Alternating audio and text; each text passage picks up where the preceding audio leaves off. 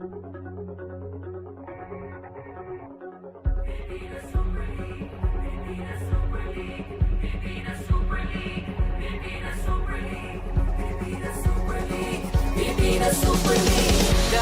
na magkaisa, ipadama ang suporta nitong liga, liga na pangmasa.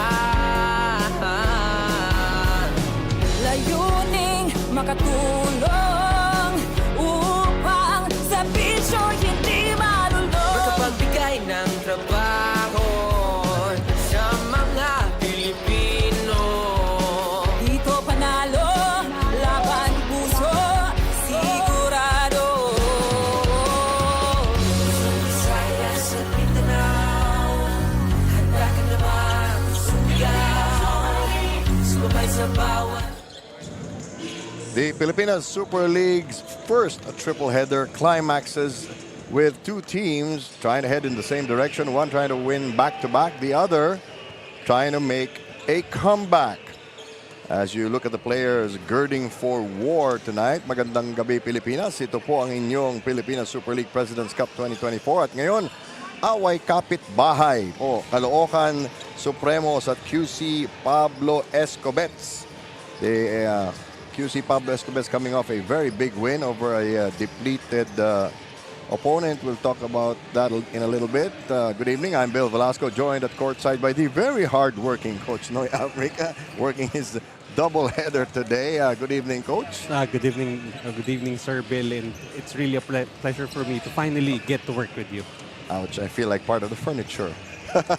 Let's take a look at what these teams have been up to in the past few days.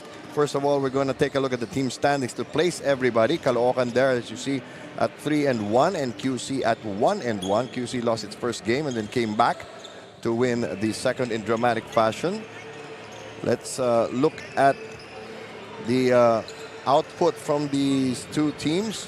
The Caloocan Supremos were erstwhile undefeated until they ran headlong into the hard-charging Nueva Ecija Capitals. And that game was close until Nueva Ecija blasted them in the fourth quarter. Noy. Yeah, that's right. And Nueva Ecija actually outscored Caloocan 28-11 in the fourth quarter. And like you said, they ran smack into the wall. That is the Nueva Ecija Capitals. They lost the game by 13. They were out-rebounded by 21 second chance points. Just too much being given to the Capitals, 17-6, 16-9 fast break points, and the bench really just came to play for Nueva Ecija. Caloocan giving up 65. But of course, we always look at the bright spots, and Gabi Espinas has been Il Supremo when you look at his numbers, and he's been a handful for opposing big men, the former NCAA Most Valuable Player, doing a little bit of everything. And you know, Gabi Espinas, despite seems like he's past his prime, but still producing on the floor. In that game, finished with 14.7 rebounds, 2 steals, a block, and very efficient from the field. Oh yes, those numbers are very hard to come by. Now let's go on to the other side of the floor, the KYUSI Pablo Escobets. Natisod nung una nilang laro, but this team made a dramatic escape act on December 8th. That was just a few days ago. A depleted Miss or Mustangs gave them everything they could handle at the Paco Arena. KYUSI was up by 20, lost the lead, fell behind, then came back to win in spectacular fashion. They fashioned out a very close win in that game, only winning by 3 points. And you're looking at the stats, nearly identical from the field, 39-36. But the 3-point field goal, being able to score 4 more 3-pointers, a plus 12 for them, and being able to convert 15 Miss or Mustangs turnovers to 18 points off turnovers for the KYUSI Pablo Escobets. And they have the non-traditional heroes here. A star was born in that last game. We're talking about Andoy Estrella. Solid numbers all around, 18.7 boards, 8 dimes and 2 steals. And, you know, he actually kept on going and going and going throughout the game. Got very little rest there. Marami rin namang ibang tumulong din. You know, Karangyan also contributed a lot. A lot of the underdogs are on this team, and look at that. That's right, Ando Estrella, the former Mapua Cardinal, finishing with a near triple-double and 18.7 rebounds and 8 assists. And on the other side of the floor, somebody whose work speaks volumes without having to score bunches, Felix Apreco. He was the best player of that game, and look at the monster numbers that he put up. Almost didn't get into double figures in scoring, but more than made up for it. Well, I don't think he even needed to score the points here, but of course that's a bonus for his team. Finished with 10 points, 21 rebounds, 11 of which coming from the offensive glass. And he is going to be in our marquee matchup against the aforementioned Gabi Espinas, like looking in a mirror. These guys are number 1 and number 3 in the league in rebounding, or rather number 1 and number 5 in rebounding. Look at those numbers. Yeah, nearly identical right there. 9 points for both of them, with Apreco with a 4 rebound advantage. But, you know, looking at the blocks, it's the same. And from the field, Gabi Espinas, a better conversion rate at 57 against 44 for Apreco. All right, enough said from us. Let's call out tonight's starters. Action resumes here at the Fuel Oil Eco Oil Center in San Juan City. This is our third game of our triple header for the 2024 Pilipinas Super League President's Cup. It's the match between the Caloocan Supremos versus the KYUSI Pablo Escobets. Let's meet the starters first for the Caloocan Supremos. Small forward number 11, Paul Sanga. Power forward number 45, Mac Barakael. Center number 27, Gabi Espinas. Point guard number 29, Joko Tailto. And shooting guard number 7, Jennifer Campagna. Head coach for Caloocan Supremos is Roddy Cotto Duilio. Assistant coaches Peter Santamaria, Hector Serrano. Team consultant Robert Season. Team manager Mac Didiandu. Team Governor Boss Ebay, Team Owners Boss Felix, Dennis Flores, and the 1st District of Caloocan Congressman Oka Malapita. And now let's meet your KYUSI Pablo Escobets. Small forward number 18, Andrew Estrella. Power forward number 19, Jomar Santos. Center number 40, the rebound king, Felix Apreco. Point guard number 9, Darrell Carangian. And shooting guard number 5, Marlon Monte. Head coach for the KYUSI Pablo Escobets is Nel Parado. Assisted by EJ De Besa, Pot Castaneda, Philip Sangna, Kevin Parado, Jun Lauchenko. All right, a lot of pedigree in the starting lineups for these two teams, and a lot of the heroes from their last game in the starting lineup, specifically for KYUSI Pablo Escobets. And that's right, and we have the starters for both teams. You have Tayong Tong Kabanag for Caloocan at the guard spot, Espina, Sanga, Barakael. For the Escobets, it's Monte, Carangian, Estrella, Santos, and Apreco. All right, Sanga in particular will bear watching. He's been aching for a breakout game, has not been consistent so far. You know, Sanga can put those 3-pointers, especially in bunches. He can score at will when he gets hot. Apreco jumping the gun on it. That's an automatic violation. So let's see what plays they will run. Shot clock down to 5. They have to hurry. Barakael copping out. They run out of clock. Not a good sign when you're trying to mount a comeback. Yeah, that's right. And you don't want to start off a game with a 24-second shot clock violation. And they're attacking the guards. I'm talking about KYUSI Pablo Escobets. A turnover. So we have turnovers on both ends of the floor.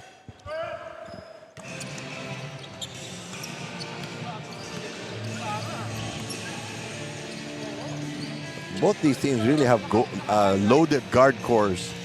Sanga, they're setting him up. Finally, breaks the ice. 3-0. Monte. He was also one of the most consistent players in the last game. Ito na, uminit na. Both teams exchanging threes. Ang ganda ng mga setup, ano, partner? Yes, that's right. They watered down pick and pop there. They didn't bother to use it. Forcing the guards to the sides. They've got to bring the ball back to the middle. Apreco setting another huge screen. That one a little long. They get it back, but Gabi Espinas is there to intimidate and deflect shots. And you know, even at this advanced age, itong si Espinas can still play defense. First foul of the game.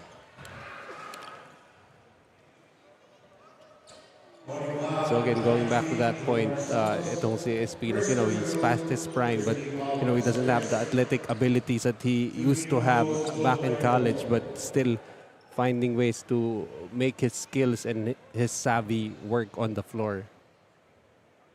And let's not forget he is 6'4". Oh yeah, that's for sure. You know, he lost his, you know, probably lost the step, the leaping ability is no longer there, but the positioning, you know, the way he positions his way on the floor, both on the defensive and offensive end, really still there. He's one of the leaders on this team. Lost the handle on the rebound though. Estrella. Nice last second dish. Double clutch. This guard from the Ocampo Memorial College, Karangian, known to be a scorer. As we mentioned, a lot of the lesser known lights in college basketball on this KYUSI Pablo Escobets squad. And they are a fun team to watch. Let's take another look at this. See, they're dropping it off. Double clutch. Napilitang bumitin, ano? You know, for, you know, Paul Sanga not really the best of defenders, but he is still, what, 6'2", 6'3"? Oh, that's going to be a turnover if he picks it up. Napilitang bumax out sa midcourt, ano? A quick transition from defense to offense right there for Jeremer Cabanag. And there was a mismatch because he's much bigger. We are tied at 5, 7.5 to go. This is the matchup we're looking at. Apreco, not really an offensive player, but a monster off the boards. Monte will charge in. There's a bump. Well, that has been the role of Marlon Monte, being that penetrator, trying to put pressure on the paint defense for the opponents. Each team now with one foul. Apreco content to set screens, then post up when there's a switch. Nice curl inside, everything but the basket.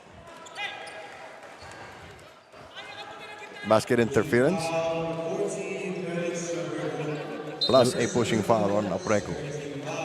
Actually, just quite surprised to see active team consultant Robert Season. Seems like he's running the team right now for Caloocan. A lot of experience winning at the amateur and commercial level. Nice cut. Yet another basket for Jeremer Cabanag, who struggled in their last game, finishing only with 2 points. The interior passing of KYUSI Pablo Escobets is something to watch. Foul downstairs. It's Mac Baracael. Again, one of those players with tremendous pedigree on the side of Caloocan. Caloocan has a lot of solid material to work with. Just a question of chemistry. We have a reply there from Andoy Estrella, who has quickly become the leader of this KYUSI Pablo Escobets squad. And they suddenly jump ahead by 1. Less than 4 minutes have expired in our first period. Ito, alam mong titira sa labas. Kailangan sugurin mo. They try to close out of it too late. Long rebound, bounces back into the hands of the Supremos. Nice little stutter step. Didn't get the shooter's bounce. Apreco clamps his mitts on the leather. That's a clear foul. That's why I don't see Marlon Monte, not really the speediest of players, but knows how to create the contact. And will get a foul from Jeremiah Cabanag. You know, the nice thing about the PSL is since a lot of these players are a little bit older, a little heavier than they used to be, nagkakautakan. Yeah, it's really a matter of savvy right now. It's true. A lot of bodies in the paint for Caloocan, clogging up the lanes. Ang hirap pumasok sa loob. Karangian had to change his shot. Once again, a problem here for Caloocan. The activity of Felix Aprecu, who will get yet another rebound. Ang nipis pa niya kung saan-saan siya nakakasingit eh. And I think that's pretty much how he gets through traffic, the slim frame. Wow. Ball fake in midair. Australia now becoming the primary offensive option for QC. Now, if you're Caloocan, how do you stop all those penetrations by QC? Well, definitely you have to stop it right from the perimeter. That's why, you know, they get beat from the outside and the rotations just really very late for Caloocan. Caloocan going to send in a couple of bigs at the next dead ball situation. Australia waiting for the screen. Nice spin. And much ado about nothing, according to Gabi Espinas. You know, I was gonna say during the pregame that yung shot blocking presence ni Gabi Espinas is no longer existent, and I knew even before when I was trying to think of something to say that I was gonna eat my words. Malakas ang pandinig. Oh, he's going to come up with some bigger numbers. Santos trying his luck to beat the shot clock. That's all he did. 10-3 still. The score has been stagnant for almost 2 minutes now. And this will be quite a matchup for Jomar Santos trying to go up against Rail Cervantes. Caloocan Supremos, not too much of a discernible pattern so far in their offense. Isolation. Aprecu a little bit late to the party. Junjun Subre showing that he can put the ball on the floor and attack the defense of Felix Aprecu. Australia perhaps dribbling a little bit too much. Karangian off the iron it out. Caloocan now stepping on the gas with pressure legs. Nice little crossover. So coming off the bench, Palencia trying to become a factor here for the Supremos. And they are ahead by 1. Unfortunately, they're also in the penalty. 4 minutes to go in our first quarter. Mid-range jumper. A rare shot from Aprecu. He normally lives off putbacks and interior passing. And Australia there with a duty foul as we see the PSL debut of Paulo Pontejos, a former JRU heavy bomber. And you know he can put the points on the board. Etrata coming into the game also. And that's going to be a small backcourt here for QC. So let's see what they're trying to do here. Llagas. He reminds me quite a bit of Vic Sanchez for some reason. I'm not so sure I know who Vic Sanchez is. Thanks. I'm leaving now. Vic Sanchez was one of the best bruisers. Was that Rambo Sanchez? Yes. Okay. May hawig, pati yung kaha medyo kapareho eh. And I'm guessing maybe also the hair? Yes. You knew there's some players you didn't want to mess with. Yeah. 11-10 still. The Supremos trying to build on this hairline lead. Wide open 3. Tinignan pa muna niya yung kakampi niya. Patutulungan ko ba ito? Ititira ko na lang. And Rail Cervantes has developed that outside shot. Yes. But he gives up a foul at the other end. 14-10. And he doesn't seem quite believing that he committed the foul in that play. You know, he's one of these players, when you put him on the floor, he's just much more intense than everybody else. That's right, and really could be a headache for any defense because of the ability to shoot from the outside. And of course, you know how good of a post player he is. He actually looks like Jomar Santos right here.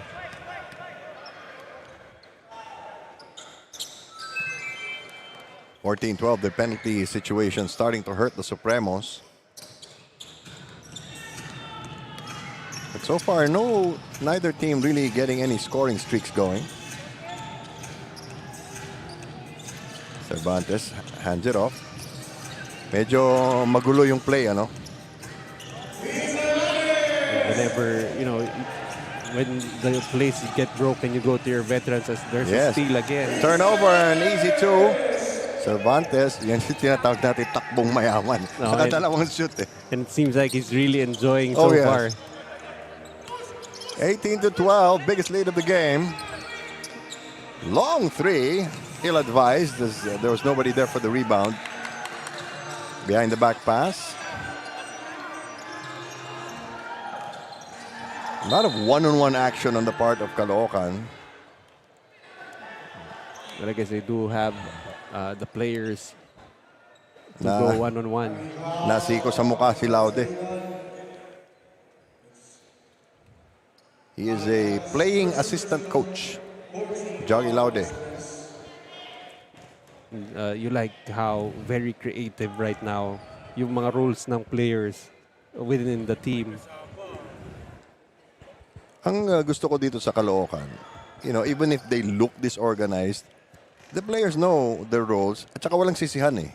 Yeah, that's right. And you could just see the camaraderie between the players and nga, as you said, wala nga silang sisihan.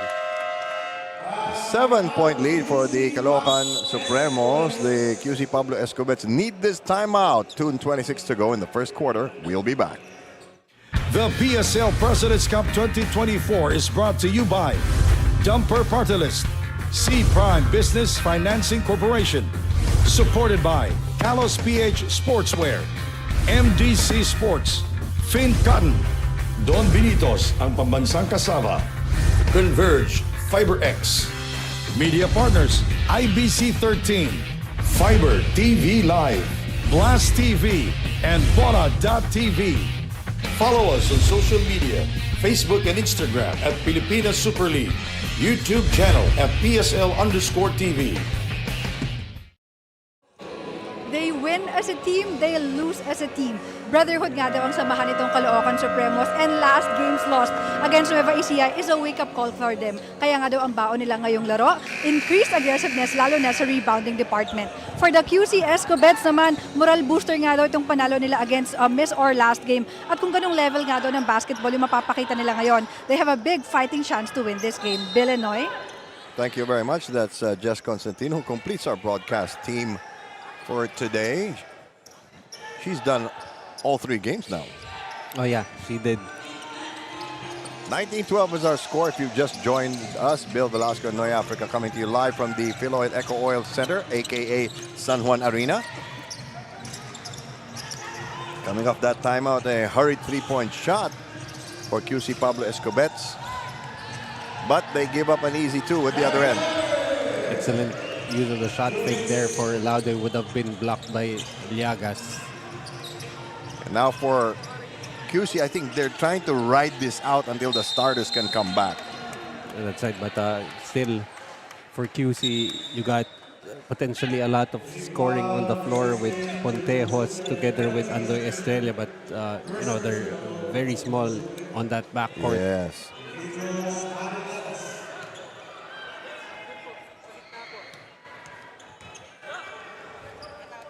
Trying to chip away at this lead. Yaga's missing. League-wide, I know they've been working on their free throws. We're just waiting for the results to show. Yeah, that's right. And, you know, even in the other leagues that I've covered, rarely do you see teams shoot over, what, 70% from the line. And this is supposed to be the Stephen Curry era. Masyado daw malapit. Masyado malapit. 21-13 at walang bantay. A minute and a half left. KYUSI Pablo Escobets almost got another chance at it. Lead is down to 8. So far, the three-point shooting not working for QC. Tejos passed it to the wrong man. They get it back though. Shot clock at 9. Short J rolls out. This is where they miss Apreco. And that's why I think he's about to check in. In the final minute, keep the lead from getting any bigger. Ayan, kinakain sila sa loob eh. Look at all those attempts. They get another one. Wala pa rin. It's 5 attempts already. And those are not even the bigs of Caloocan getting those Yes. offensive rebounds. Oh, kanila pa rin. They need to either finish this with the basket or get somebody else to get the ball. There you go, Pontejos, all by his lonesome. So, you know, despite not being able to get the offensive rebounds, they make the stop after multiple shots at the rim for Caloocan. You know, you love to see that kind of rebounding effort, but you also want to see the points scored. Wala namang degree of difficulty sa basketball. Ayan, nakita mo na, oh. The size advantage is just too glaring at this point. And that time, those were the two bigs exchanging offensive rebounds, Monsubre and Cervantes. We're going to keep track of those numbers, and looks like Aprek will have to wait for the second quarter to come in. Or maybe now. That was good. Napakamot na lang siya ng ulo. Papasok pa ako. 6.7 seconds na lang. And he has to play defense. Yes. Well, some people find that fun.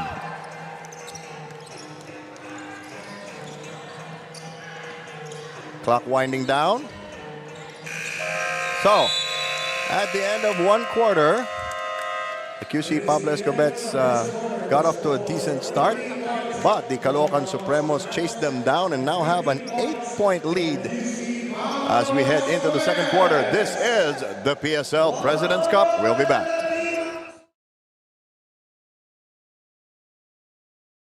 Hello po, ito po yung Master Long Meya at iniimbitahan ko kayo na mag-like, follow at subscribe sa Pilipinas Super League social media channels on FB, IG, and YouTube.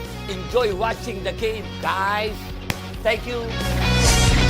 Pilipinas Super League, Pilipinas Super League, Pilipinas Super League. Liga ng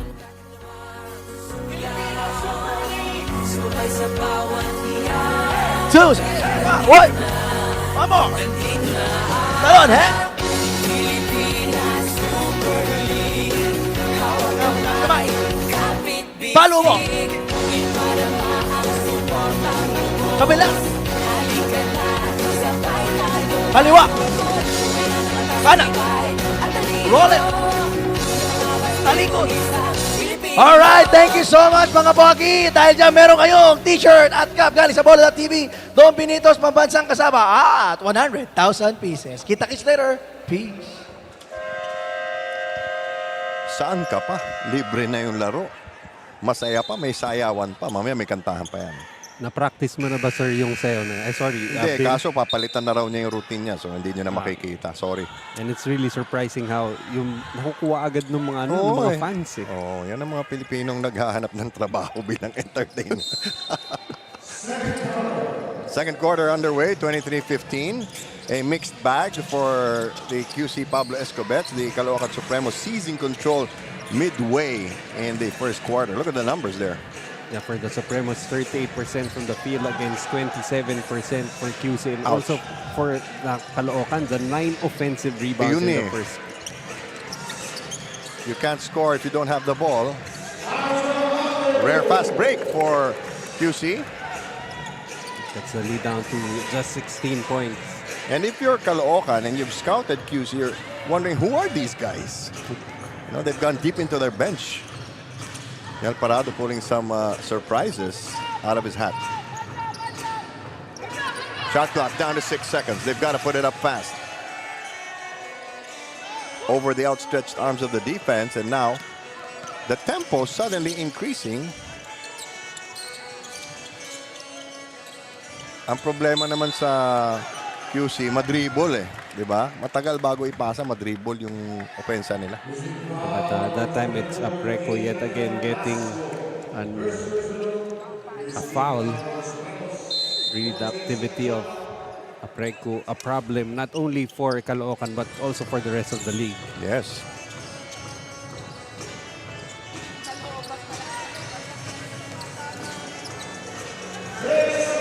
Well, what do you know? Now, you're talking about Apreco. How do you design something to keep him off the boards? You just assign somebody to block him out? Yeah, pretty much you have to face guard him to get him off the boards.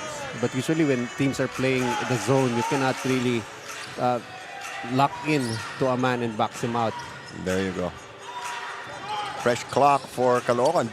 The rebounding advantage, but they throw it away. Estrata bounced it inside through heavy traffic. Couldn't thread the needle that time. Eto. Long tray rattles in. Jeremy Cabanag can, put the ball inside the basket, but he's been struggling the past few games. Biggest lead of the game again for Caloocan. They've got to get more firepower. Karangyaan will check in shortly. Yan yung sinasabi natin, madribble. Yeah, that's right. Hindi umiikot ang bola. Doesn't seem to be Oy, any may flow. tulak. Hindi nakita yung tulak. No? Konti lang naman, konti lang. Not enough to merit a foul. Ngayon, si Estrella naman ang papasok. The double barrels of the offense of KYUSI Pablo Escobets. Using up a little too much clock here. Taking pot shots from the outside. Luckily, they've got some bigs on the floor now who can rebound. Very dangerous passing. There's a mismatch. Necessary foul. Unfortunately, it's also a shooting foul. Said very careless on the offensive end for QC. That's why they're bringing in their starters, Estrella, Karangyaan, and Monte, maybe to try and rediscover that flow in their offense. Tsaka ngayon, iniisip ni Apreco, hindi ko na kailangan tumira. Nagapulot na lang ako. Yeah, that's right, especially with those three players. They're gonna shoot their shot. That's one thing I like about the PSL. It's very democratic. You're not just talking about the bigger schools. You're talking about a lot of schools, Metro Manila and its environs. These guys are getting opportunities to play professionally. Yeah, that's right. And, you don't have to go through major college leagues to get into the PSL. Some of the players here actually have made a living in the rec league sa mga panalay, legal labas. Yung iba pa nga, 3x3 pa eh. 29-19, 10-point lead now for Caloocan. Difficult angle. Good deflection there. Another foul off the offensive rebounding, which they were missing in the last 4 minutes of the first quarter. But you gotta love the length of Jeb Bulawan underneath. Despite Llagas able to get the offensive rebound on the putback, just raised his arm. Pinayungan niya lang and got the block. Would you know if he's related to Gilbert Bulawan, who used to play semi-pro in the late 90s and early 2000s? Yeah, I cannot confirm. Nor deny. Nor deny.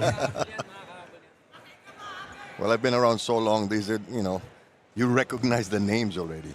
Yeah, but Gilbert played for San Sebastian. Yes. Jeb played for, I think, Lyceum. Stepping on the line, but it does not, therefore, nullifying the free throw. Sayang. Nevertheless, the lead is down to 8. 6:25 to go, second quarter.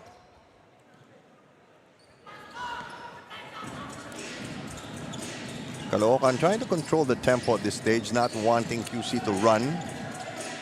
There they go, setting up that three-point shot from the left flank. Cabanag, marami na ring naiaambag. Actually, in their last game, he did not hit any of the 5 3-pointers that he attempted. But for the season, he's shooting 40% from the 3-point area. That's usually an automatic unsportsmanlike foul when the person has a breakaway ahead of them. Back in the day, they called that an advantage rather than Yes. an unsportsmanlike foul. Parang offside sa football. We actually had Llagas who was ahead of him. Monte, the guilty party. Only the first foul on KYUSI Pablo Escobets. And they are reviewing it to determine the severity of the punishment. Yeah, I think that they're gonna look if there was somebody ahead. Well, the basis of that really is the FIBA rule. It's an umbrella rule that you weren't going for the ball. But in this case, there's no intention to harm. It's just to stop them from getting a free two-pointer. Yun, nasundot. Yun. Because even if you just yank on the jersey, that's still against the rules. Yeah, but in the NBA, they have a better call on that, the transition take foul. Yes. And I think that's really an effect of Euro ball starting to overtake the world because, you know, the Euro teams to not allow teams to go on the fast break. Yeah. 6 of the top 10 teams in the world are European. And Monte is going to have to sit out. That's another rule that we have which originated in hockey, the penalty box rule. But the only difference is in hockey, your team will continue to play undermanned while you're sitting it out. That's right. But so far for Caloocan, their bench has already produced 19 against just 17 for, 19 versus 7 for KYUSI. 32-21. 6:01 to go. Each team with 2 fouls. Pascual checking in for Monte. Which is a shame because he provides some firepower for KYUSI. He should come in with fresher legs later, but hopefully not too late because teams can lose ball games right in the first half. Espina and Baracael, meanwhile, back on the floor for the Caloocan Supremos. Australia having a hard time cracking this nut of a double-digit spread.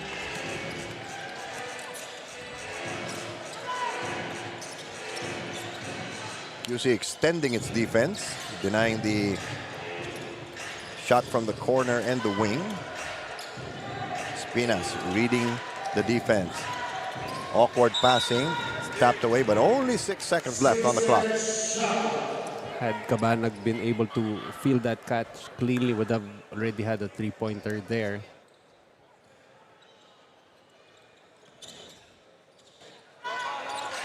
Let's see who'll take the shot and beat the clock. Nako. No clear play in that sequence. Yeah, despite that, they're still protecting a 12-point lead. While for KYUSI, you'd like that defense to be more consistent and make those stops.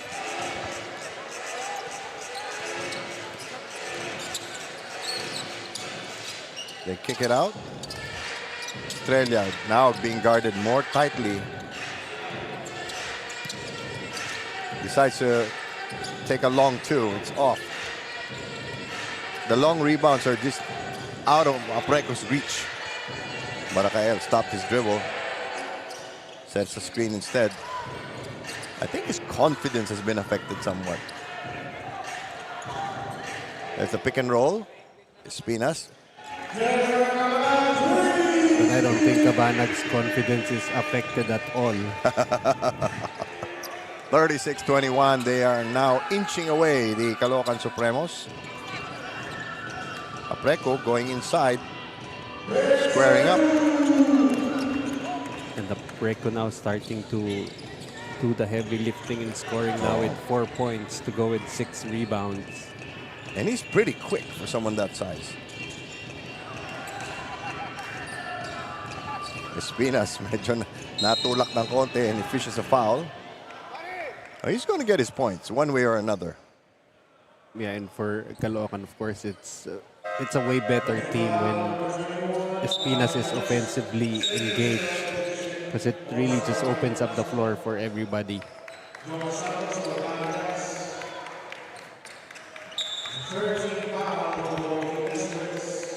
You know, nowadays it's really the perimeter players who opens up the floor, Yes. but guys like Gabi Espinas, one of those rare kinds of players who can play in the post and just really run the offense.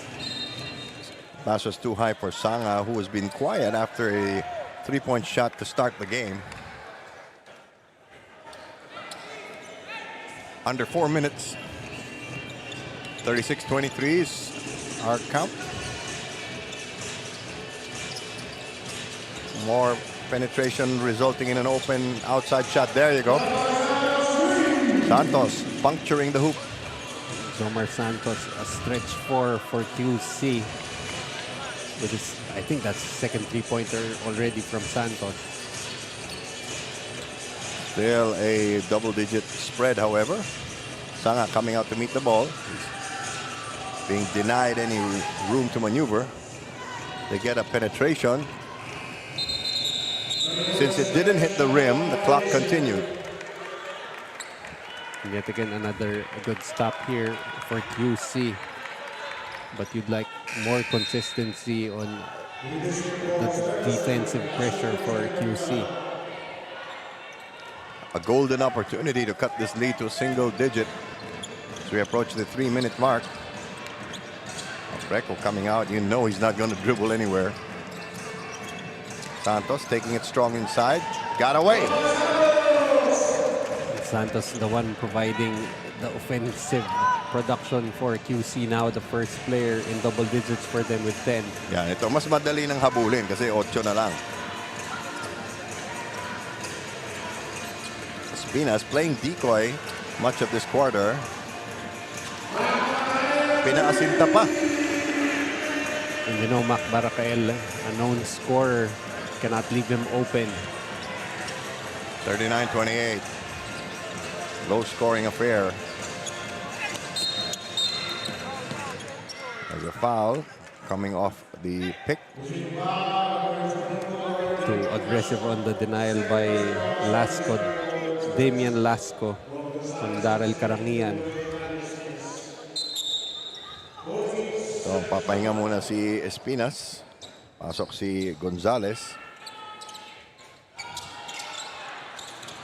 Tinutukan na nila si Santos. Too much movement. Nice reverse, but Apreco again for the cleanup. Still no basket for QC. Eto. Tama ito, hindi naman kailangan magmadali. They lob it inside. Now we are rebounding on even terms. That's going to be a reach-in foul. Well, that's a cheap foul there from Achi Inigo, but luckily that's only their fourth team foul. Less than 2 minutes to go. QC doesn't feel like they're making any headway. We have a timeout.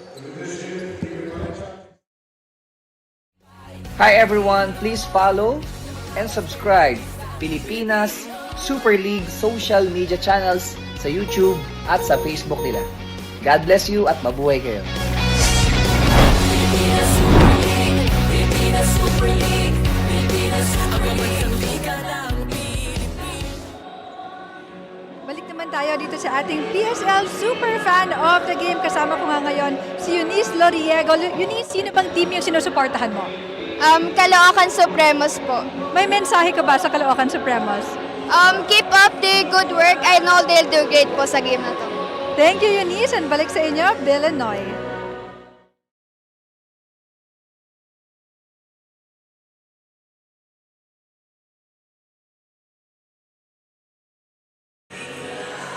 Like I always used to say, everybody comes from somewhere. That is the backbone of the Pilipinas Super League. 20 teams, each team plays a single round robin, so 19 games. No chance for payback unless you make the playoffs. Bottom 4 teams will drop out. top 8 teams will get a twice to beat advantage. Big 3-point shot. That's when you say good timeout. Yeah, not really a good shot, but when he makes it, that's a good shot. Whipping it inside. Beautiful pass.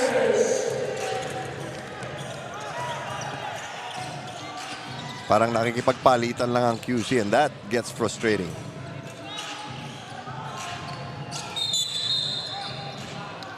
A lot of pushing on the screen. Looks like Baracael picks up a foul. That will be 2 shots here for QC. Caloocan already in the penalty with that foul. Ganda ng pasa. And a great cut there for Gonzalez. QC struggling from the free throw line. So far, 5 out of 7 for QC. 3 out of 8 for Caloocan. 41-32. Coming up on the final minute. Caloocan in the penalty. But they have possession. Napabayaan, pero tabingi. I love how quickly Caloocan comes down to defend. Caloocan now is very mindful of the rebounders of QC, but it's costing them fouls. And they're already in the penalty, and that was a good observation, you know. Very quickly itong Caloocan trying to get back in transition, but it's really more of the younger guys trying to get back on defense for them.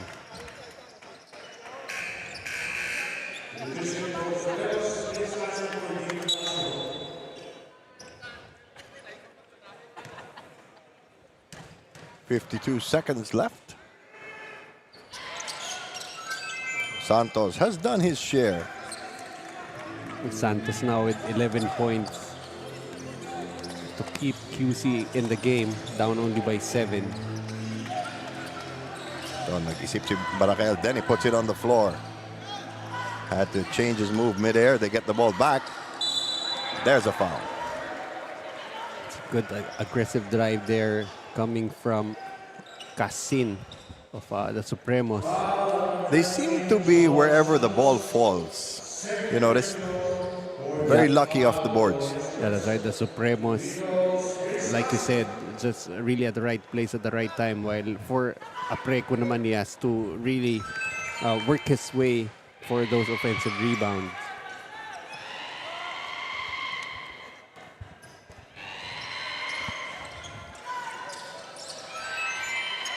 You know you've made it big when you hear that kind of shrieking. Oh, yeah. They don't just attend any games. They're very choosy Oo, with the choosy games that sila they attend. So salamat po. 43-34. 9-second difference between game clock and shot clock. Binigay bigla kay Apreco, 5 seconds na lang. Ano gagawin ko rito? Estrella. Too much passing. It's okay to be unselfish, but you have to score. And you have to do it within 24 seconds. Kita mo yung mukha ni Apreco. Binigay sa ano gagawin ko, hindi ako shooter. 43-34, last 9.2. Each team in the penalty. Caloocan trying to pad their lead. They leave it behind. I think that was intended for Sanga. Still, inverted score on the scoreboard.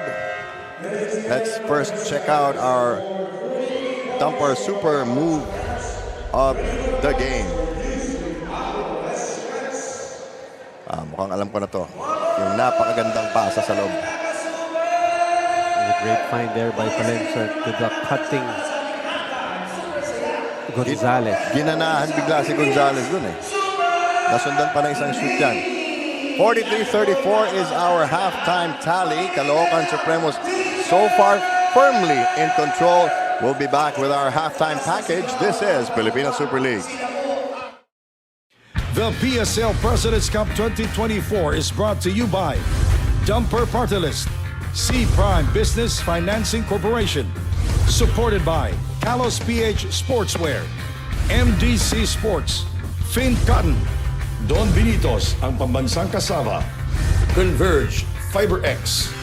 Media partners IBC 13, Fiber TV Live, Blast TV, and Bora.tv. Follow us on social media, Facebook and Instagram at Pilipinas Super League, YouTube channel at PSL_TV. Walang perpektong gobyerno. Lahat ng gobyerno may pinagdadaan ng pagsubok. At para sa akin, bilang isang bansa, bilang isang lahi, ang hamon sa ating lahat na harapin ito upang malampasan ng sama-sama at sabay-sabay.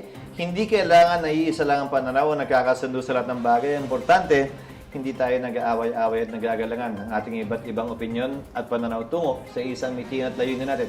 Mas maunlad, mas mapayapa, at mas masayang pamumuhay ng bawat isa sa atin. Ito ang Kongreso, Sunday, 10 a.m. on IBC 13. Ano man ang kailangan ng ating mamamayan, ay yun ang unang mapondohan. Because our existence is actually dependent on the satisfaction of our people. Kaya nga palagi namin sinasabi, ang Kongreso po ay nakikinig sa inyo. We listen and we deliver because our people deserves the service that Congress should be giving.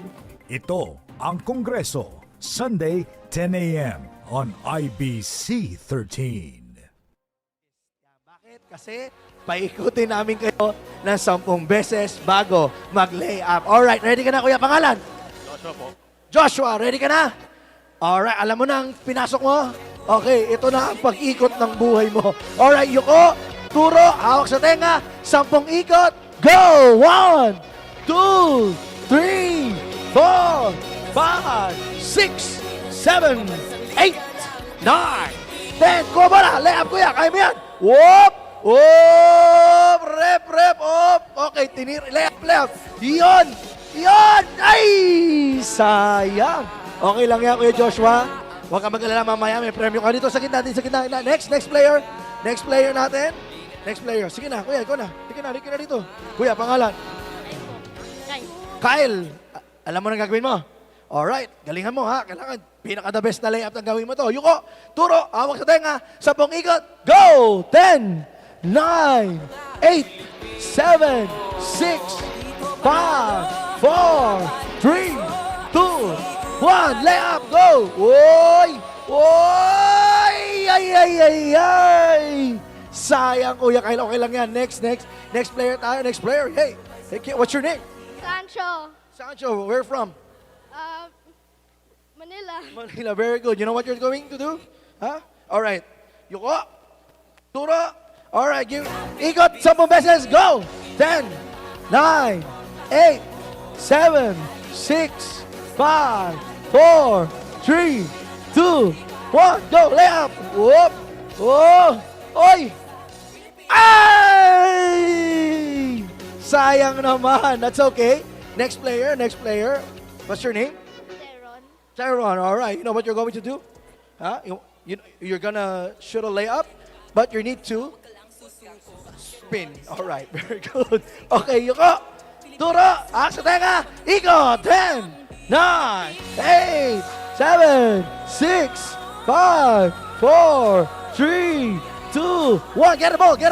Go, lay up. Whoop. Ooh. Oh my. Ah! Nice one, Aaron. Next, last player. Kuya, pangalan? RJ po. RJ, alam mo na gagawin mo, RJ? Okay. Sige, nahihilo ka na ata. Wala pang ikot ah. Okay. Alright, Yuko. Haktenga, ikot, go! 1, 2, 3, 4, 5, 6, 7, 8, 9, 10. Kuha mo lang, Kuya, balik pala. Go! Uy! Ay! Sayang naman!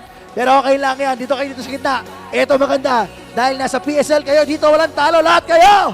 Panalo! And you will get a prize from Don Benitos, ang pambansang kasama and cup galing sa Bola.tv. Ganito lang tayo guys kay PSL. Masaya lang, enjoy lang, super saya, super pa-premyo. Makita tayo sa mga susunod nating games guys. And di pa natatapos dyan, syempre, meron tayong gustong humamon sa party. Since Christmas party na, marami nagki-Christmas party, may gustong humamon sa kantahan. Hey, Hoop fans, welcome to PSL President's Cup 2024, where competition is hotter than ever. Now it's time for your top 10 vlogs of the week. Starting with number 10. Struggling dito sa buong second half natin. Iniwan nga sila ng kanilang outside shooting, especially in that third quarter. Sanchez comes up with that block. See here the help defense by Justin Sanchez. Not your traditional rim protector, pero no problem.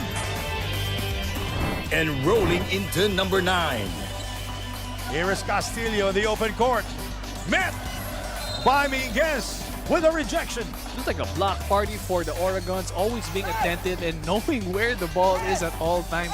What a way to be patient and taking the chance for those blocks. Oh, that was a clean one.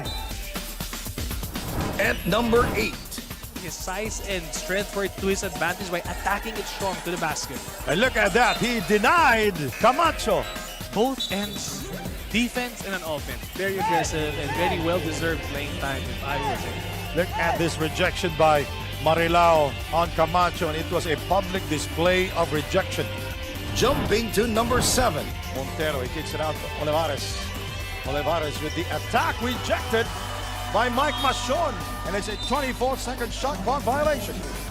Great defense played there by Machon. Tinimingan talaga. This is the Olivares drive. And kita mo naman, he waited for Olivares to go up. And securing the 6th spot. Rebounding battle, nakuha ni Timao, but he falls down. De La Cruz gets bothered by Jason Strait. Inabangan lang talaga niya eh. Hinintay niyang matapos yung galaw ni Nem De La Cruz. Breaking into the top 5. Trying to face shooters. Clock winding down. Nice pass. Good block. Great no-look by Villarias. Again, mabulak with the touch pass. Pero nabasa na. Di kabanag yung mangyayari dun. Yeah, they did their homework. And claiming the 4th spot. Picked up by Ibanez into the hands of Ralph Olivares. Olivares, Karandang is denied by Muhammad Sarip. What a block. That is the cleanest block I've seen so far. And here's your top 3. Pass natin. Gabriel. Oh, a public display of rejection. Nakatago ito si Ballesteros, hindi nakita. Actually, hindi ko rin siya nakita. He came out of nowhere to block that shot. At number 2. Up against 2 orange shirts. Cabanag rejected inside by Valen. Oh, Napiglang kala niya daylight. Kala niya daylight. Madilim. And now the big one. Our top spot goes to Gabriel inside, rejected. That European fell. Great timing on the extra. And it's all ball. It's all ball. That's a wrap. Stay tuned for more basketball brilliance. And until next time, keep the hoop spirit alive.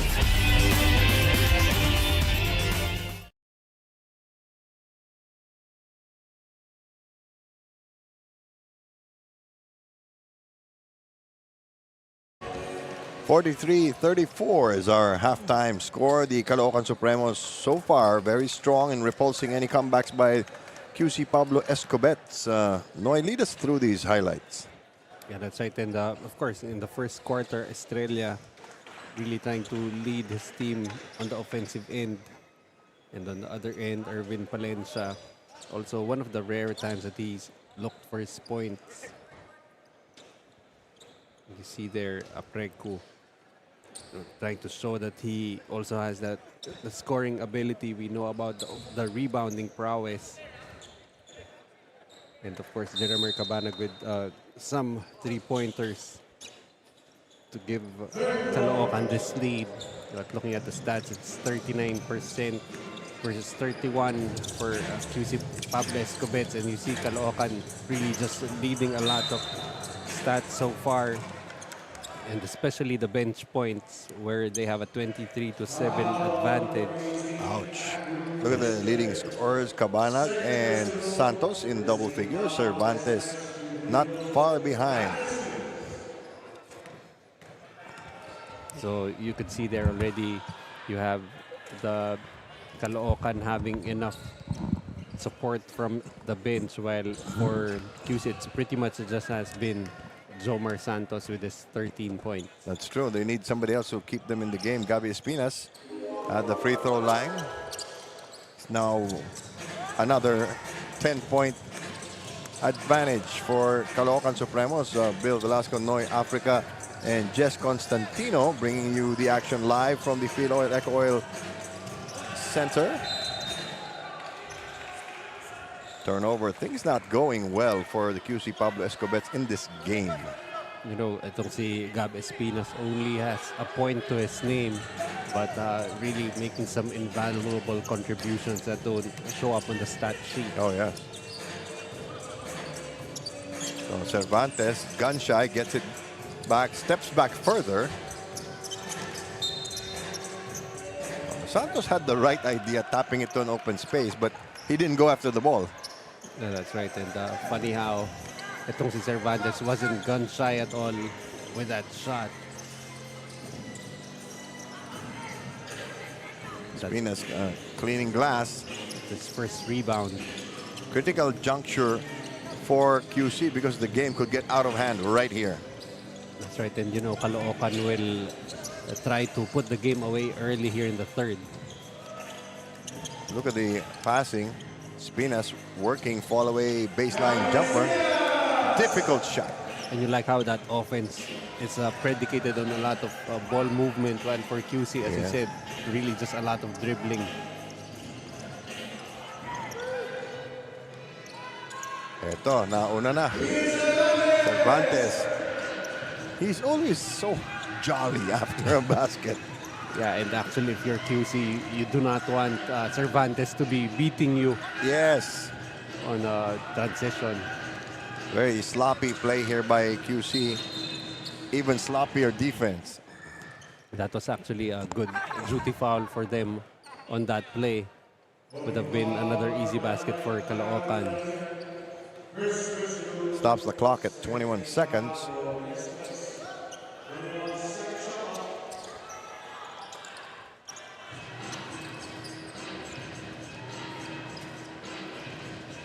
Hurried shot. They still had plenty of time on the clock. The lead is 14. Chris crossing into the paint. Handoff underneath, deflected. Santos, I think, he looks deflated at this point in the game. And you do not like the body language that you're seeing right now for KYUSI. And he's going to be subbed very shortly.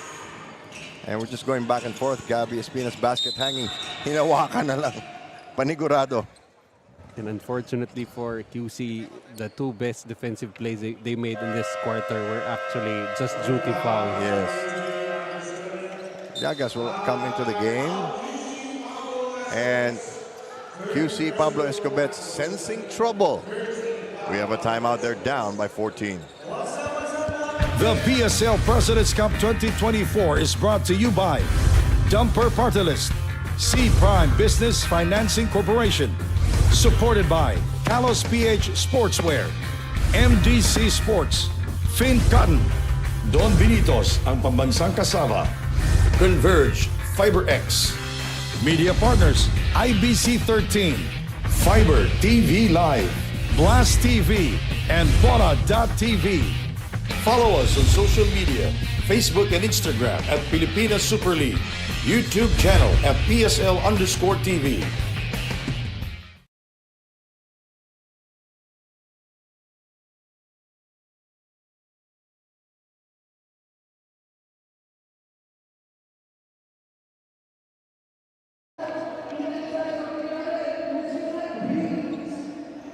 At kasama ko nga ngayon ang ating assistant coach ng KYUSI Pablo Escobets, Coach Pod Castañeda. Coach, what do you think, ano yung mga kailangan nyong gawin para makahabol sa game na to? Unang-una, yung dami lang second chance points, hindi kami nakakapag-scramble sa rebound, sa defense. Ang dami nilang mga offensive rebounds. So, meaning to say, yung iba namin mga kasama nakaka-sprint down kaagad sa offense pero wala pa sa amin yung bola. So, umpisahan ulit namin sa defense bago mag-offensa. And then come to sa offense, execution pa rin muna. And also, yung zone naman namin, pwede namang nagwo-work naman sa amin kaso hindi namin ma-convert sa offense.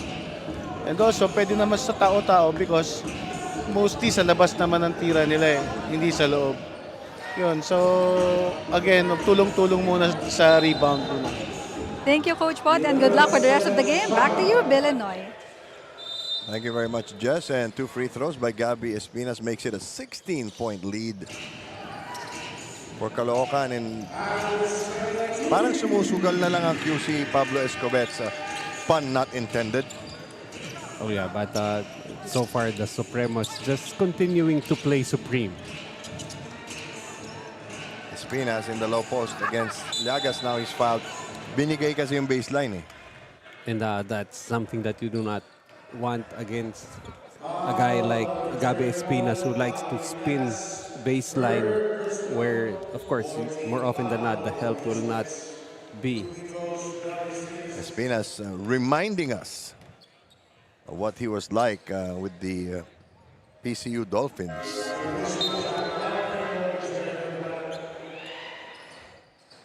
Ito, unti-unting lumalayo na ang Caloocan Supremos. And so far, not really much a reply for QC. So far in this quarter, they have not yet scored. They've already scored 3 points against the 8 of Caloocan. Still have 6 minutes and spare change left. Espinas making it a 15-point lead anew. Sort of a listlessness on the part of QC Pablo Escobets. No urgency. Well, hopefully Monte, minus the headband he was wearing earlier, still there. Changed it to another one. And of course, itong si Monte really providing them the slashing capabilities. And that was only his first 2 points. And that says a lot. Overshooting the free throw.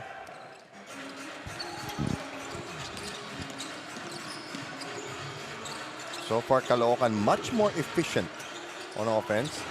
Patient, getting their offensive boards, and getting fouled.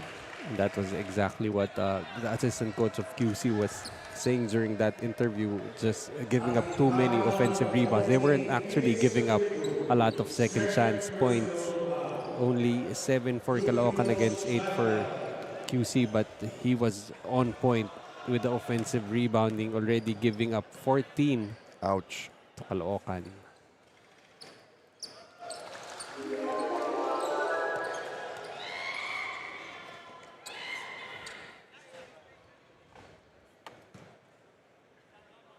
And itong si Jogi Laude in very limited minutes. Already with 4 points to go with 4 rebounds. And if I'm not mistaken, 3 of those were offensive rebounds. 6.5 minutes remaining, pero penalty na ang QC. It's gonna add to their problems. Apreco kicking it out. Naghahanap talaga ng pupuntos ang QC, ano? Yeah, but you like how Apreco is continuing to work for those offensive rebounds, but that offense has been very stagnant for QC. Cabo will return to action. It's the defense, partner. Yes, most definitely that time Tayong Tong using the spin move to get all the way to the rim. Sa dami ng scorer ng Caloocan, natabunan na si Tayong Tong, no? And you know, eventually when you get to the playoffs, when you go deep into the season, that's where you're gonna need that depth. But right now for Caloocan, they still don't need Tayong Tong to be a primary scorer for them. Cabo and Pontejos will come in for QC. Ito, pahinga na naman si Gabi Espinas. Bonsubre checking in for the Supremos.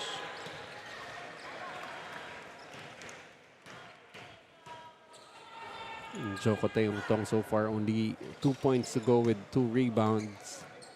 But like we said earlier, yun na, natabunan na nga siya nung just the depth of the roster of Caloocan.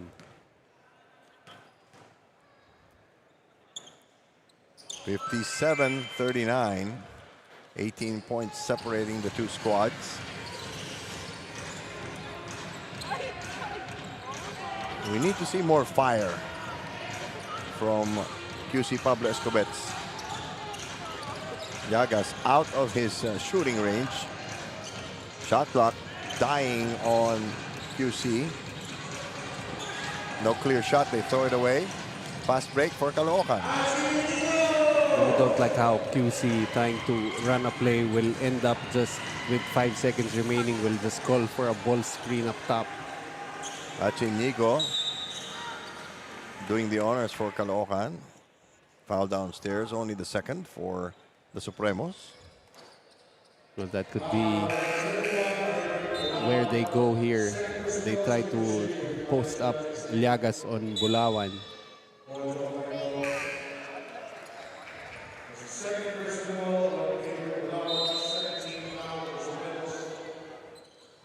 We haven't seen much of Cervantes the past how many minutes? Well, I don't think they really need him on the floor. That's true. Halfway through the third quarter, Llagas nowhere to go. Kaso tumama sa guhit. Well, actually, the likes of Baracael, Sanga, Cervantes, they don't really play too heavy minutes anymore. Must be the age.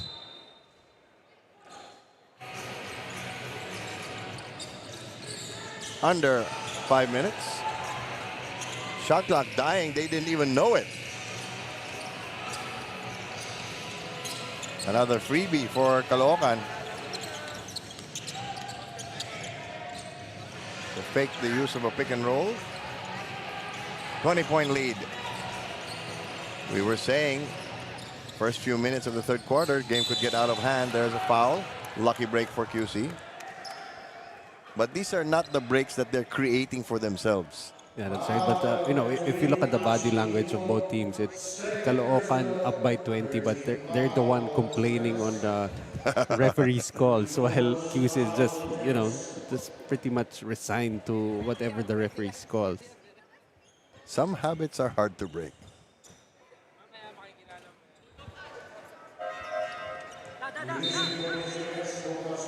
Pascual will return. Coach Nel Parado really desperately looking for a combination that might work. Yeah. Minsan kahit sino bunutin mo Ngayon, hirap Yeah, it's the other way around for them. While for Caloocan, parang kahit sino bunutin na really just contributing for them. Easy setup. Llagas boxing out, but Caloocan gets the ball back. Really just Bonsubre and Bulawan just continuing to work the offensive glass. And once again, it's Palencia with a basket that's 4 points to go with 6 rebounds and 6 assists. And this is a small guy already with 6 rebounds to lead his team. Kadir coming into the game for the first time. And that mid-range jumper, just money for Irvin Palencia. They need a fire starter for the KYUSI Pablo Escobets before things get too late. 21 points, under 4 minutes to go. They've got to chop a big chunk off this lead, but they're blowing their shot clock again. And it's not necessarily the Caloocan defense. Yes. It's just that, they're not necessarily moving with purpose. And it's also a lack of awareness.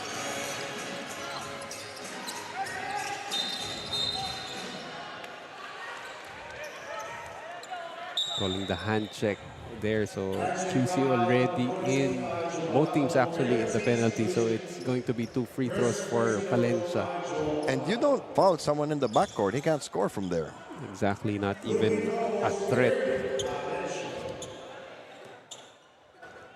It's just surprising that given how well they played against Miss Orr, even led by 20 at one point, blew the lead and then still came back to win it. We're waiting for the comeback. And this is a Caloocan squad who was waylaid by the Capitals in their last game. So look like so far it's the comeback that has been more successful. And I hate to say it, but 22 points is not easily recoverable in one quarter, so they have to start now. And especially since, you know, we haven't seen any signs of offensive flow or rhythm on the side of QC. Another foul, and this is going to dramatically slow down our third quarter. This could be a very long 3 and 12.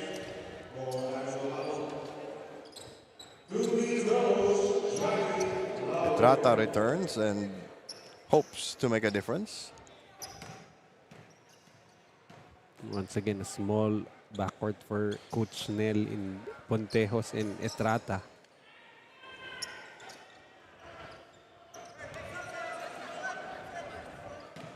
Both actually came from San Beda, Etrata from San Beda Taytay, and Pontejos used to play for San Beda Alabang before moving to JRU for college.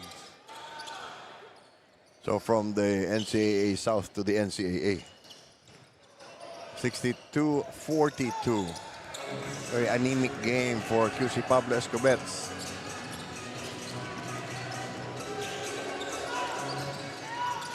They can't just ride out the rest of the quarter and hope things will be different in the fourth. Caloocan with the luxury of time and just pretty much playing the way they want to.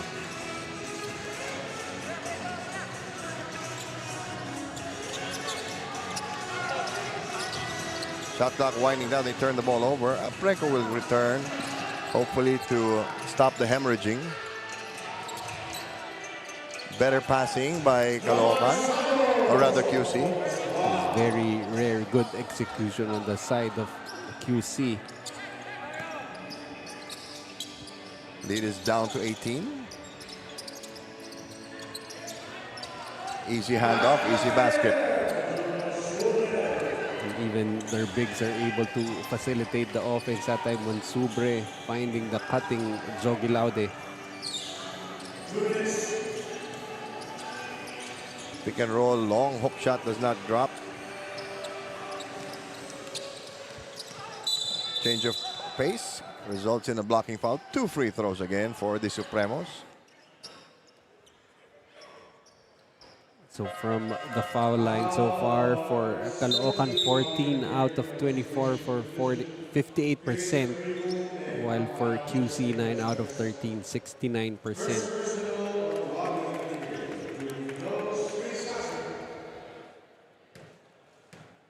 Mayo on the court for QC. They're just looking for anyone. Anything or anyone, any combination that would work for them.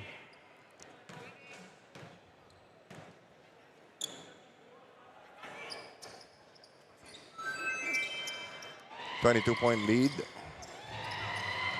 restored to Caloocan Supremos. Ito, balik na naman sa dribble. Apreco trying to create something. Problem with playing with a small lineup, you get out rebounded.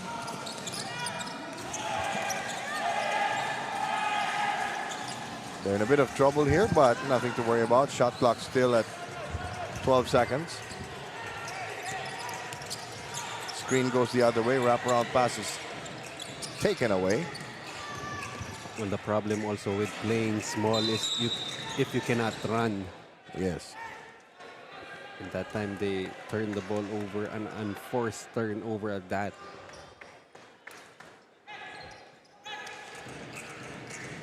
Coming up on the final minute of the third quarter. Nangangapa pa rin ang QC Pablo Escobets. Open 3. Boy, now a 25-point lead. And all cylinders clicking, even Barakael able to hit on a three-pointer. They can run. That time it was picked off. Apreco, quick outlet. 3-on-3 situation. Mina Dalipa. Of course, there is some urgency, but they're not putting up good shots. That's right, and right there, Ponteos missing on 2 shots, wide open. Just can't seem to find the rhythm. Shot clock is off. And the third quarter will mercifully come to an end after these free throws. 2.8 seconds left. So the last half of this quarter, the story has been free throws. Just too much of them.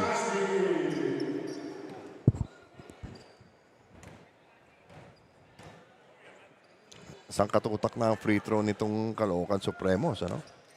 Yeah, they're already pushing 30 attempts. This is attempts 27 and 28 for them. And we still have a full fourth quarter to play.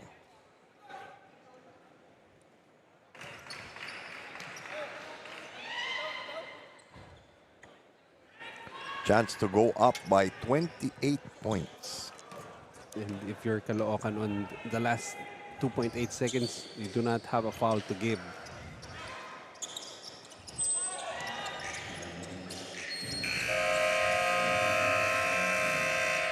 (72-44). We still have a fourth quarter to play. We will be back in a moment. You're watching the Pilipinas Super League President's Cup. Hello po, ito po yung Master Long Meya at iniimbitahan ko kayo na mag-like, follow at subscribe sa Pilipinas Super League social media channels on FB, IG, and YouTube. Enjoy watching the game, guys. Thank you.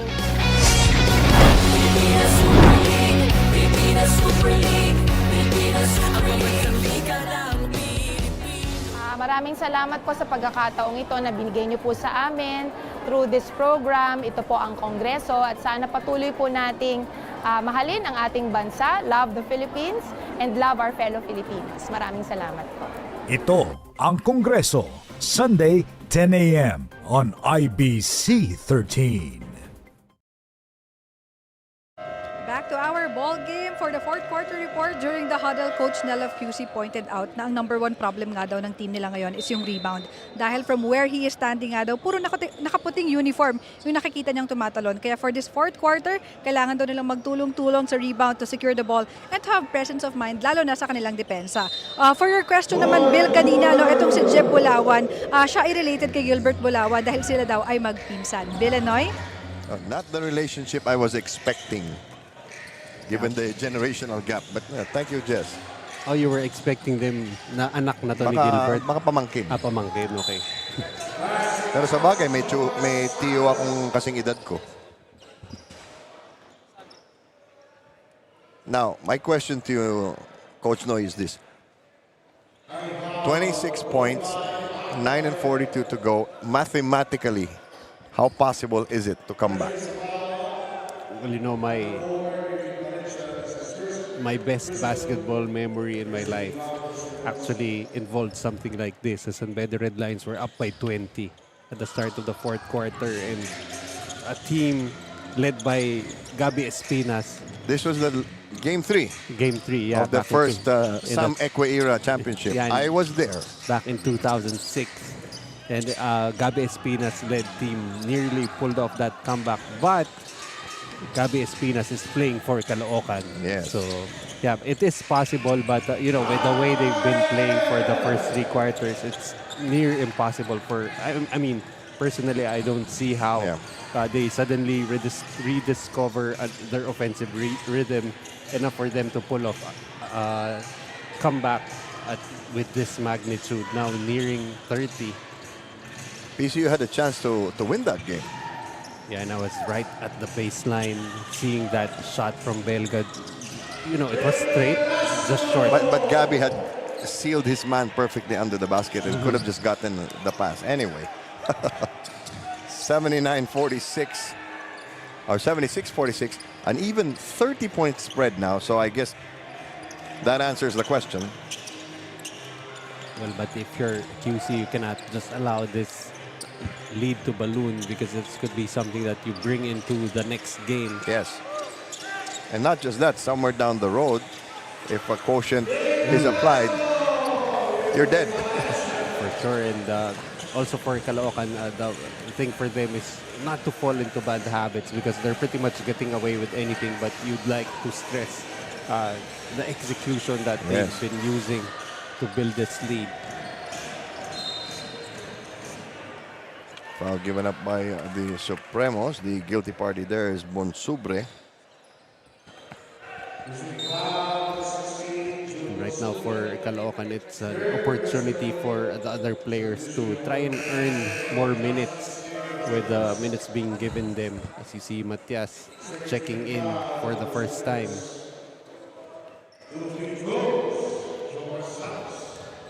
So, mentally, after this game, what do you tell your players if you're QC Pablo Escobets?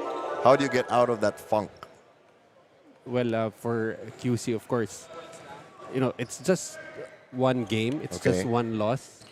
But what you want to get out of them is the habit of losing and the bad habits that they've been able to see from the way they played in this game. Like really just no flow on their offense, and they're really gonna need to work more as a team if they're gonna progress here in the PSL. Sanga had mixed feelings about that because nawala yung assist niya pero na-shoot pa rin. Yeah, but at this stage, if you're Caloocan, you're not gonna need to worry about those individual stats anymore. You're gonna come off with a win for your efforts tonight. 80-48. And for QC, you want to finish strong no matter what the outcome of the game is. Yeah, but usually for teams, the way you finish in a particular game, sometimes that carries to the next game, and any positive that they can get out of this seemingly very negative situation for them should be the target for future use in the next game. So, Caloocan will jump to 4-1.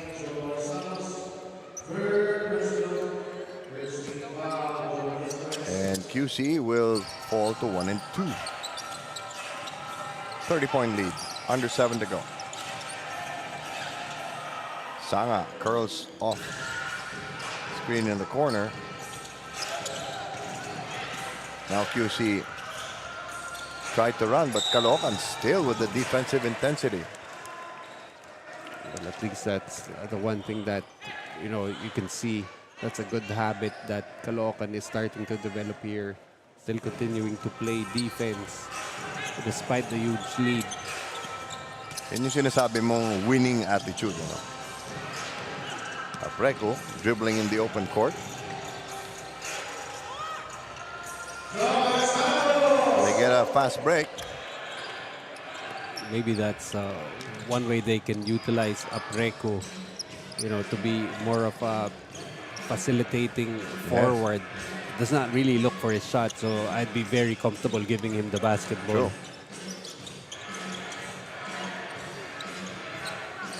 They're sharpening their guns from the outside. Well, that would be something that Caloocan should look for. Try and get Paul Sanga going because he hasn't really exploded just yet. He's been inconsistent so far this season. Nice pass inside. Apreco gets a bucket and one situation. Felix Apreco, in this game, forced to look for his offense. Yes. There's really nothing going for them all evening. Estrella and Karangyan were going like gangbusters in their last game, and this game, very watered down. I guess that's a problem. Coming off a huge game, you put a target on your back and you let the other team be able to scout you and prepare for you in the next game. Caloocan still executing, still looking pretty sharp, waltzing into the paint. And that has just been the problem for QC. Just too much dancing for Caloocan, especially in their paint. Santos gets a 3. The lead is down to 25. Halfway through the fourth quarter. That's already 24 points for Santos, but not much else on the side of QC. We're talking about Paul Sala. QC calling another timeout. We'll be back. The PSL President's Cup 2024 is brought to you by Dumper Party List, C Prime Business Financing Corporation, supported by Kalos PH Sportswear, MDC Sports, Fin Cotton, Don Benitos, ang pambansang kasama, Converge, FiberX, Media Partners, IBC 13, Fiber TV Live, Blast TV, and Bona.tv. Follow us on social media, Facebook and Instagram at Pilipinas Super League, YouTube channel at PSL_TV. And these are the games tomorrow as the triple headers abound. Christmas kasi, kaya generous tayo ngayon. Manila City Stars at 4 p.m. Bicol Spicy Oragons. This is all at the Paco Arena, by the way. Binyan, Tatak Gel Game X versus Miss or Mustangs. And then capping off your evening, the Quezon Titans versus JT Bulacan Taipan. Medyo, magaganda yung mga laban doon. And moving forward, that triple header, a game changer for the PSL.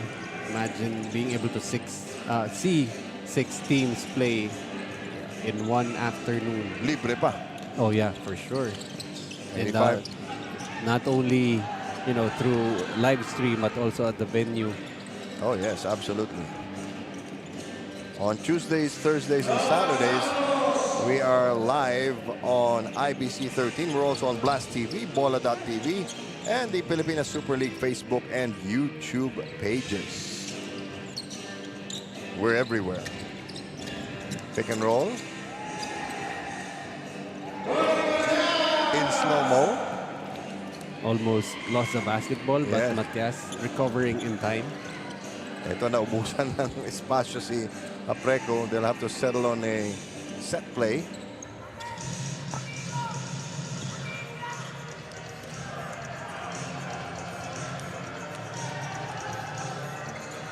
Yagas trying to muscle his way in. I'm trying to recall if they played against each other in college. Liagas used to play for UE and Sanga for FE. I'm not sure if they played in the same era. There you go. Well, whatever you find out, somebody's feelings are going to get hurt. It's inescapable. But I don't think they would have been matched up against each other. Sanga was safely on the outside. Away from guys like Pariliagas. Yes. I think he played with Elmer Espiritu. Could be.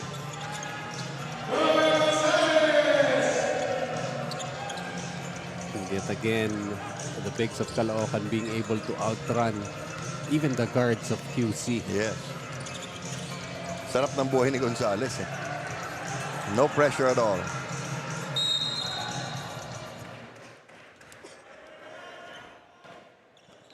And a luxury now for Caloocan to rest their starting unit. Very quietly, Jomar Santos with 26 points in a losing effort.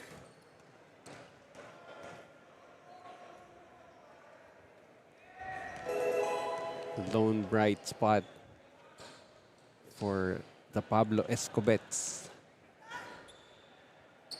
Nung huling laro kasi sabay-sabay eh. Pumuputok. No? Ngayon, blanco. Coming up on the last 3 minutes, 28-point lead. It was once 30.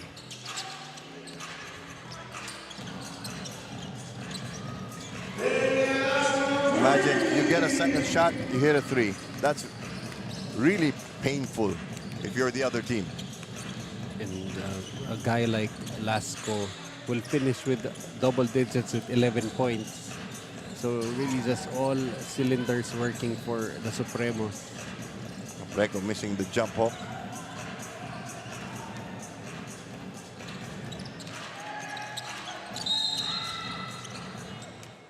Fourth quarter has turned into a scrimmage.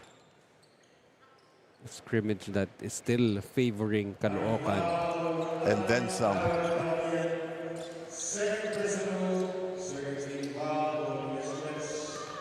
Only the second for KYUSI Pablo Escobets, but it is a 2-shot foul. And if you're QC right now, if you look at the players, you're just waiting for the time to wind down. Yes. But for the players on the court right now for Caloocan, it's an opportunity for them to prove and earn some more minutes. That's why they do not want the time to just run down. Caloocan's lead is 33, continues to expand. Despite the triple team,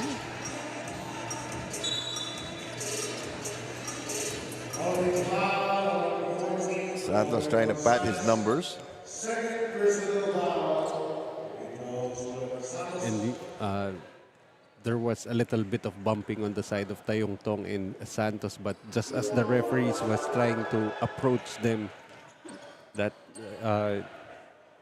eventually that's turned into something playful between those two.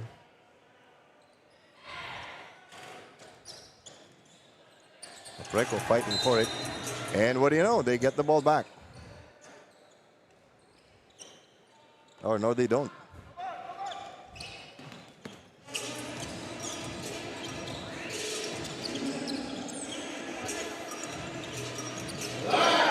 Final 2 minutes.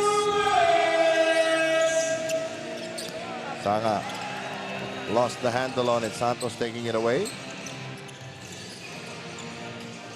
Santos, however, doesn't get the ball back. It's deflected. 19 seconds on the clock. Baseline inbound for KYUSI Pablo Escobets.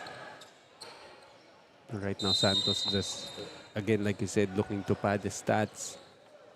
Trying to be the second player to score 30 points here in the PSL.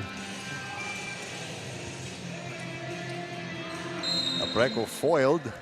They still have the ball with 7 seconds to go. He just throws up his hands. What do you got to do? Probably frustrating for him to see Caloocan still playing defense despite this big lead. Apreco going up strong, making sure he got a proper 2-shot foul that time. And it's nice to see Felix Apreco trying to be aggressive on offense. Usually very passive. Does not really get plays called for him. Usually gets production of those offensive rebounds that he works on.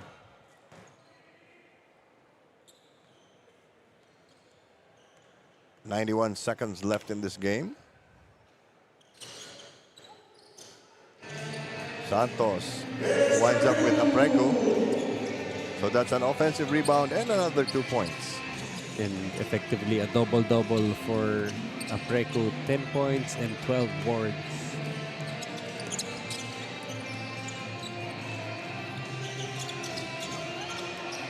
Lead is back to 30. Karangian feeding Apreco. Dove headfirst into traffic. Sanga on the fast break. Nothing Karangian could do there with the height advantage that Paul Sanga has. Apreco still not looking for his shot. Wala talaga sa kanya, no? That's why I'd be very confident about giving him the basketball. alam mong hindi siya dupang, you know. Yeah, that's right. And maybe you allow him to make more decisions on the offensive end, you know, on the playmaking side. He'd be great in the middle of a fast break. Oh yeah, that's for sure. And would be a headache for someone trying to defend him because, you know, he's not really looking to shoot in that position. But, man, can he run the floor. And he can also sky. So that could be a problem. But I guess at some point for QC, they're going to really need to find their identity. There you go. And right now they have all the pieces. They have pieces that could work. But right now it's a matter of putting it all together, especially when you go up against the powerhouses like the Caloocan Supremos. So, Caloocan will just dribble out the clock. 15 seconds to go. We're just waiting for the final buzzer and the final score. QC will likewise wait until the last second.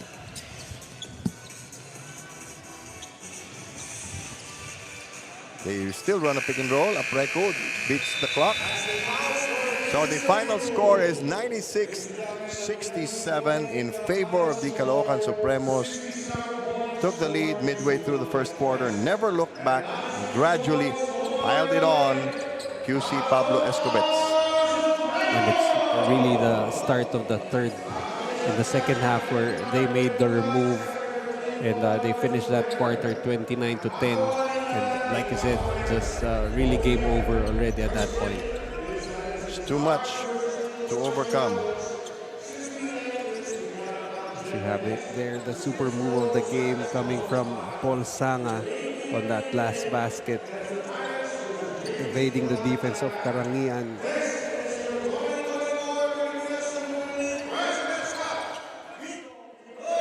Once again, 96-67. We still have a little unfinished business in the person of our best player of the game. And he's with Jess Constantino now. Jess, take it away. Bill and Noy, kasama ko nga ngayon ang ating Calus PH Super Player of the Game, Irvin Palencia, 5 points, 6 rebounds, pero may 12 assists. Irvin, you've been playing sa unselfish basketball. Ano ba yung mga points na tinuturo sa'yo ni Coach para maging ganito kaganda yung laro mo? Kasi yung mga teammate ko naman, may shooter ako, may big man ako, so hindi ko kailangan mark ng score. So mas ini-involve ko sila para mas maganda yung takbo ng team namin. Irvin, ngayon naman, it's your time to greet and thank your supporters. Ayun, binabati ko po yung family ko. Siyempre si Lord, tapos yung mga sumusuporta sa Caloocan. Siyempre yung love ko dyan sa Japan, ingat ka. Tsaka Stay Cool Crew and si Congressman Oka and si Mayor Along Malapitan. Si Boss Dennis, Boss Epay, and Boss Felix. Yun lang, maraming salamat. Thank you, Irvin, and congratulations again. Back to you, Bill and Noy, to wrap up this game. All right. Once again, these are the games on Wednesday. Manila City Stars versus Bicol Spicy Oragons. Binyan Tatak Gel Game X versus Miss Or Mustangs. The Mustangs hoping to bounce back. Quezon Titans versus JT Bulacan Taipan. A final word, Coach Noy. Well, we had some very good games here. And we end with a win by Caloocan Supremos. And in a game where execution was key, yung naging best player natin was the guy who facilitated the offense for them, Irvin Palencia, finishing with 5.6 rebounds and 12 assists. All right. So on behalf of my partner, Noy Africa, our courtside reporter, Jess Constantino, and all of us who make up the production staff of the Pilipinas Super League, I'm Bill Velasco. Thank you for staying with us. Good night. God bless. We'll see you tomorrow.